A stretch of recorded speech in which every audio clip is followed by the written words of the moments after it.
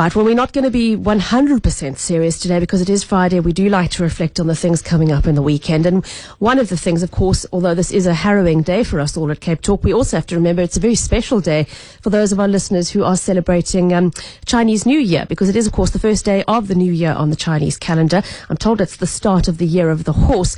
But for many of us, I'm including myself in that group, that's all I really know. I don't know much about the event and what its impact is and its importance is for the Chinese community. So we've asked somebody who does know to join us on the line and provide a little bit of context. Her name is Yvonne. She's a market researcher with TNS South Africa. Yvonne, lovely to have you with us this afternoon.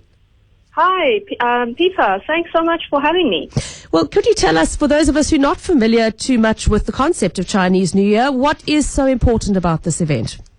Okay, well, first of all, Happy New Year to Thank you. everyone. To you too. The story about Chinese New Year is that in ancient time, the word year, actually nian, means year monster, nian shou.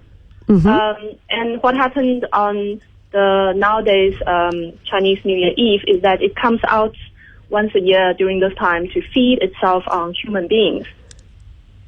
And people obviously would hide away in their homes with their family until this year monster goes away.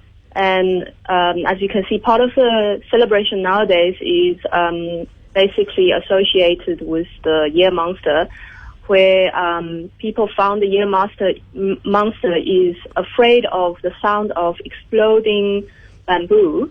And so nowadays we play firecrackers or fireworks on New Year's. And also it's scared of the color red.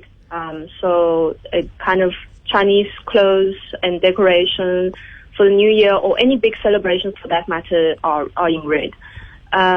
So anyways, people would come out again only the next morning, which is New Year's Day, and greet one another to, say everyone's alive and safe and the year has passed.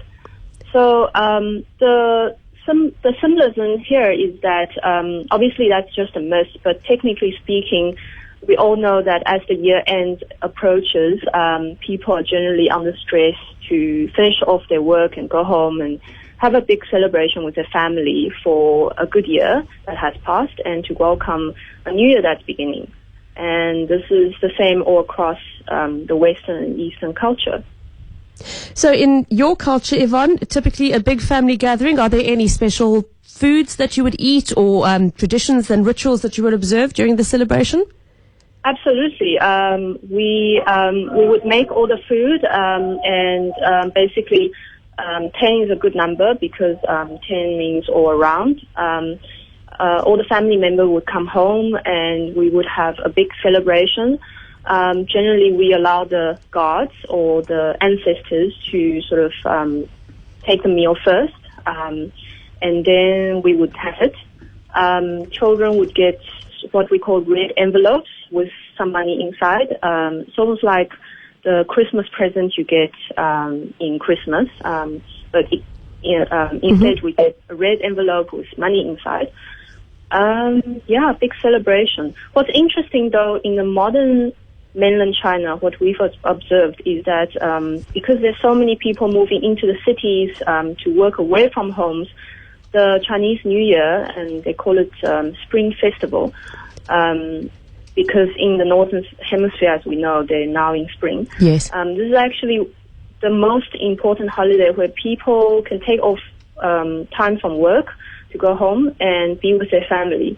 And according to our company's stats, more than 2 billion trips on public transportation take place during a 40-day period around the Chinese New Year. Wow. And during this migration, what we call Chun Hui, ticket buyers actually crowd the train stations and overburden the online travel sites.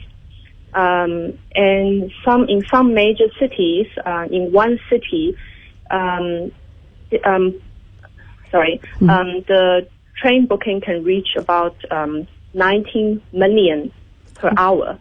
Wow. Quite crazy. That's just Too a many hard number to get your head around. Yvonne Chi, thank you so much for joining us on the line there, market Wonderful. researcher. Thank you very much. And all the best, and we wish you and your family well as you celebrate the new year, and of course to all of our listeners celebrating, we wish you well. Now, the one thing I just want to touch on before the news, because you would have heard Yvonne mention that part of the traditional celebration has to do with including fireworks and firecrackers, and also more recently Chinese lanterns. And I know that raises a red flag for the authorities in terms of fire risk. So we've just asked Theo Lane to join us on the line, who is the station officer for Cape Town Fire Services. Theo, thanks for joining us this afternoon.